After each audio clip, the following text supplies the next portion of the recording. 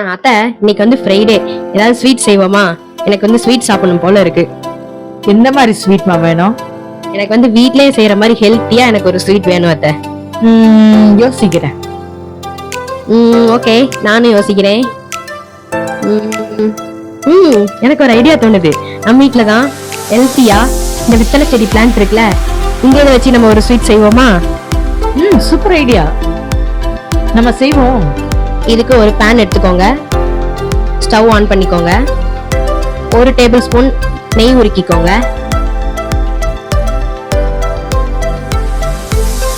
இப்போ நெய் சூடானனையும் இதுல கொஞ்சம் முந்திரி பருப்பு ஆட் பண்ணிக்கோங்க.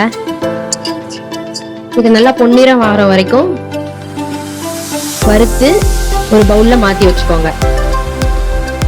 இப்போ இதே பேன்ல ஒரு 50 கிராம் ரவை எடுத்துக்கோங்க. இப்ப இதே பேன்ல இதை நல்லா வறுத்து வச்சுக்கலாம்.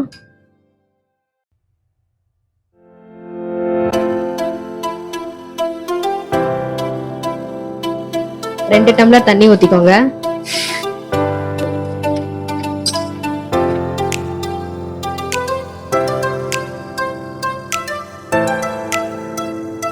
இப்போ நம்ம அந்த அரைச்சு வச்ச அந்த வெத்தலை சாறை உள்ள ஊத்திடலாம்.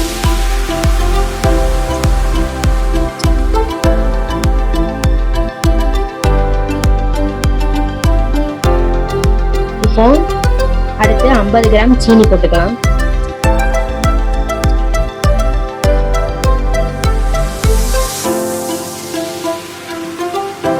வாசனைக்காக கொஞ்சோண்டி ஏலக்காய் தூள்.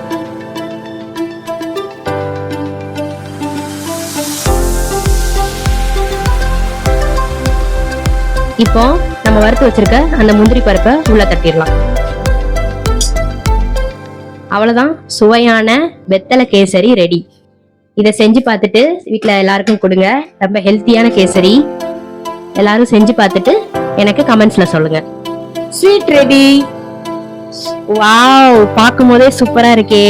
ஓகே, இதை நான் டேஸ்ட் பண்ண போறேன்.